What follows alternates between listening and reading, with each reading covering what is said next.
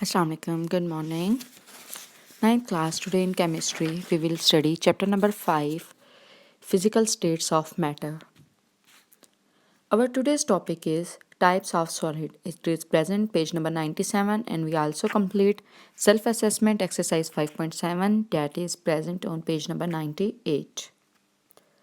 First thing is question number 22.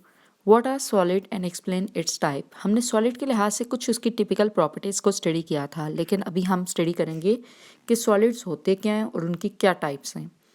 ठीक है, तो सॉलिड कोई भी ऐसी अरेंजमेंट ऑफ पार्टिकल्स हो सकती है जो एटम भी हो सकते हैं, आइंस भी हो सकते हैं या मालिक्यूल्स भी हो सकते हैं, जो स्ट्रॉन्ग अट्रैक्टिव फोर्सेस के ज़रिए एक दूसरे के साथ टाइटली बॉन्ड हों या टाइटली अटैच्ड हों. ठीक है, और यही फोर्सेस जो हैं वो डिटरमिन करती हैं कि सॉलिड का मेल्टिंग पॉइंट क्या होगा, और इन्हीं के बेसिस पे जो सॉलिड्स हैं उनको 2 टाइप्स में डिवाइड किया जाता है. ठीक है, कि जो अरेंजमेंट ऑफ पार्टिकल्स है सॉलिड में वो डिटरमिन करती है कि वो कितने टाइप्स में डिवाइड होंगे या वो कौन से वाले टाइप्स में आएंगे. ठीक है, माइक्रोस्कोपिक अपीयरेंस की जब हम बात करते हैं तो डैट मीन्स हम मॉलिक्यूलर लेवल पे या पार्टिकल लेवल पे बात कर रहे हैं कि कोई भी एक सॉलिड है. फॉर एग्जांपल जिस तरह आयरन है, हमारे पास एक सॉलिड है. अब उस आयरन के अंदर जो नंबर ऑफ पार्टिकल्स प्रेजेंट हैं उनको हम डायरेक्टली नेकेड आई से नहीं देख सकते, तो बल्कि हम क्या यूज़ करते हैं, माइक्रोस्कोप यूज़ करते हैं. तो उसके ज़रिए हम उसका एक एक जो पार्टिकल है उसकी अरेंजमेंट स्टडी कर सकते हैं. तो उनके ज़रिए हमें ये पता चलता है कि जितने भी सॉलिड्स हैं वो 2 तरह के हो सकते हैं, या क्रिस्टलाइन हो सकते हैं या अमॉर्फस हो सकते हैं. क्रिस्टलाइन से क्या मतलब है कि क्रिस्टल की फॉर्म में है. ठीक है, जैसे आपके पास शुगर है, जैसे सॉल्ट है. ठीक है, इस तरह की चीज़ें आपके पास क्या है, क्रिस्टलाइन सॉलिड्स हैं. और अमॉर्फस में क्या होता है, जैसे फ्लोर हो गया. ठीक है, इसी तरीके से आपके पास कोई भी सॉफ्ट चीज़ जिसको हाथ से अगर आप टच करो तो वो आपको क्रिस्टल्स की फॉर्म में नज़र ना आए बल्कि सॉफ्ट फॉर्म में नज़र आए. ठीक है, अब अगर हम क्रिस्टलाइन सॉलिड्स की बात करते हैं तो ये वो सॉलिड्स हैं जो कि कंपोज हुए हुए होते हैं orderly repeating 3 dimensional arrangement of particles. क्या मतलब हुआ कि इसके जो पार्टिकल्स हैं वो एक ऑर्डर में अरेंज्ड हैं. ऑर्डर में अरेंज होने से क्या मतलब हुआ कि एक सेल जो एक आपके पास एटम है उसका दूसरे एटम के साथ इस तरह प्रॉपर अरेंज है कि वो आगे पीछे नहीं हो सकता. ठीक है, फिक्स उसकी पोजीशन है. और 3 डायमेंशनल से क्या मतलब हुआ कि वो तीनों साइड से अटैच है. 3 डायमेंशनल जब हम बात करते हैं तो हम क्या कहते हैं, उसकी हाइट हो या लेंथ हो या उसकी जो वेथ होती है. ठीक है, उन सब चीज़ों को मिला के हम लेते हैं. तो डैट मीन्स कि उसकी जो अरेंजमेंट है वो इक्वल हो. जैसे कि इस डायग्राम में आप देखो, क्रिस्टलाइन सॉलिड है, सोडियम क्लोराइड की एग्जांपल हम यहाँ पे ले रहे हैं. देखो सोडियम जो है, सोडियम जो आयन है वो क्या है, 2 क्लोरीन के साथ अटैच्ड है. ठीक है, स्ट्रेट में यानी कि हॉरिजेंटली, और नीचे अगर आप देखो तो नीचे वाली साइड पे भी अटैच्ड है. ठीक है, वर्टिकली. तो इसी तरीके से वर्टिकली ऊपर भी अटैच्ड है और जो राइट साइड पे है इस तरह भी. तो यानी कि लेंथ वाइज भी और विड्थ वाइज भी और हाइट वाइज भी, तो तीनों साइड से वो अटैच्ड है. तो इस तरीके से जब 3 डायमेंशनल आप उसकी शेप देख रहे हो तो फिक्स अमाउंट ऑफ सोडियम आपको नज़र आ रहे हैं और फिक्स अमाउंट ऑफ क्लोरीन नज़र आ रहे हैं कि हर एक दूसरे के साथ किस तरीके से फिक्स्ड अमाउंट में ऑर्डरली अरेंज्ड है. तो इसको हम क्रिस्टलाइन सॉलिड कहते हैं जो कि प्रॉपरली अरेंज्ड होते हैं. ठीक है, इसकी वजह से जो इनकी शेप होती है वो डिफाइंड शेप होती है. डिफाइंड से क्या मतलब कि आपको डिफाइंड है, एक किस्म से पता है, इन्फॉर्म्ड है कि वो चेंज नहीं हो सकती. इस तरीके से शेप्ड होती है. थर्ड जो पॉइंट होता है, जो क्रिस्टलाइन सॉलिड्स होते हैं उनमें शार्प मेल्टिंग पॉइंट होता है. शार्प मेल्टिंग पॉइंट से क्या मतलब कि इनके हाई मेल्टिंग पॉइंट्स होते हैं और फिक्स्ड होते हैं. अगर किसी का मेल्टिंग पॉइंट 100 है तो वो 100 ही रहेगा, वो 100.2 नहीं जाता. ठीक है, इसलिए क्योंकि इनकी एक स्पेसिफिक एनर्जी होती है जिसकी वजह से ये आपस में जो इनकी फोर्सेस हैं वो आपकी स्ट्रॉन्ग होती हैं, तो जो फ़ौरन से या तो ब्रेक डाउन होती हैं या फिर नहीं होती. और एग्जांपल्स में अगर हम लेते हैं तो सोडियम क्लोराइड और सिल्वर क्लोराइड वगैरह इस तरह की एग्जांपल्स हम ले सकते हैं.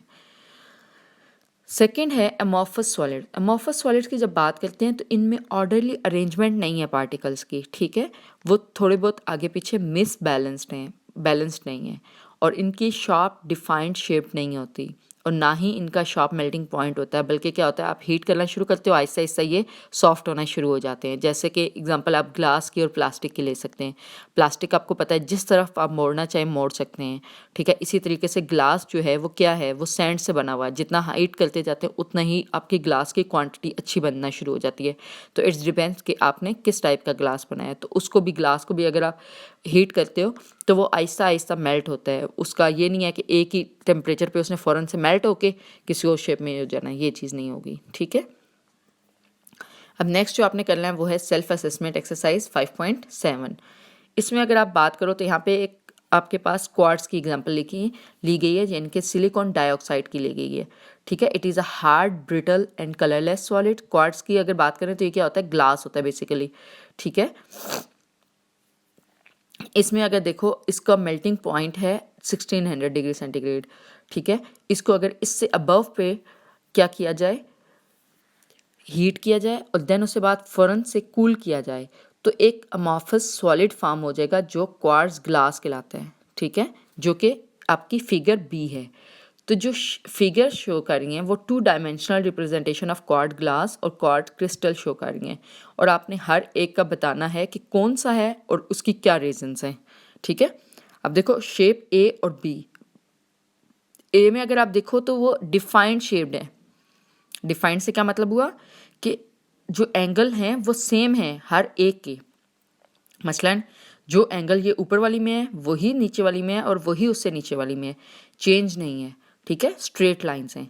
जबकि जो बी है उसमें अगर आप शेप देखो तो इसमें थोड़े से इरेगुलर हैं, ठीक है, कोई फिक्स नहीं है।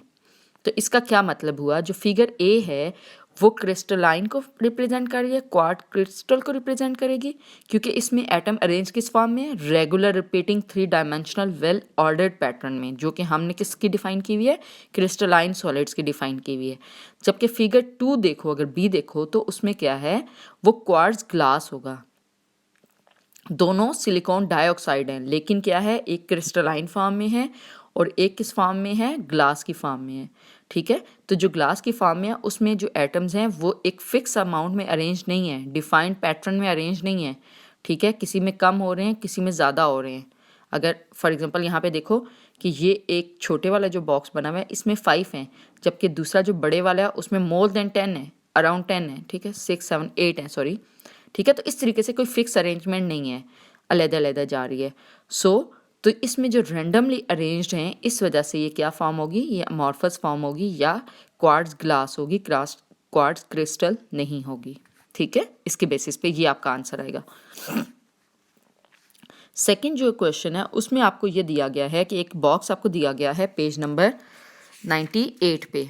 उसमें आपको ये बताया गया है कि एक आपका अमॉर्फस है, एक क्रिस्टलाइन है, ठीक है। अमॉर्फस और क्रिस्टलाइन जो सॉलिड्स हैं उनकी एम्प्टी बॉक्सेस को कंप्लीट करना है। क्रिस्टलाइन में जो फर्स्ट है वो फील्ड है कि क्रिस्टलाइन सॉलिड जो है वो कहते हैं well defined arrangement of particle है, उसके बाद बाकी दोनों नहीं है। तो अब जब well defined arrangement of particle है तो वो उनमें क्या होंगे, रिपीटेड अराय ऑफ पार्टिकल्स होंगे, और उनका जो मेल्टिंग पॉइंट होगा वो क्या होगा, फिक्स रेंज ऑफ टेम्परेचर होगा, ठीक है। तो आप इसमें क्या लिख सकते हैं कि these have repeating arrangement of particles, और दूसरा क्या है, हैविंग फिक्स मेल्टिंग पॉइंट, ठीक है। तो इस फॉर्म में भी आप लिख सकते हैं। जो अमॉर्फस है उसमें आपका जो फर्स्ट बॉक्स है वो एम्प्टी है और बाकी दोनों फिल्ड हैं।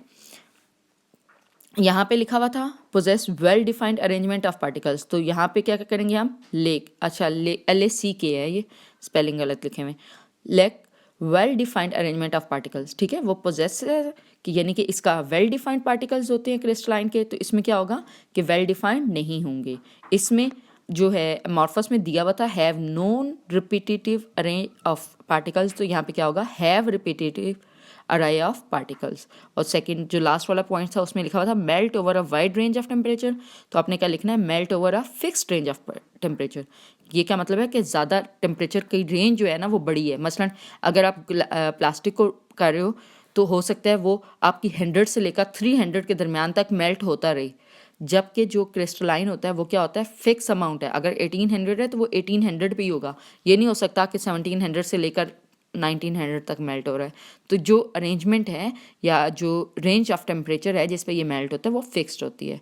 ठीक है, तो ये इसको इस तरीके से बेशक बुक पे ही कंप्लीट कर लें, कोई इशू नहीं है, लेकिन जो क्वेश्चन नंबर इसका 1 है वो अपने नोटबुक पे ही करना होगा। Okay, thank you class for today's lecture. You have to learn and write down these 2 questions.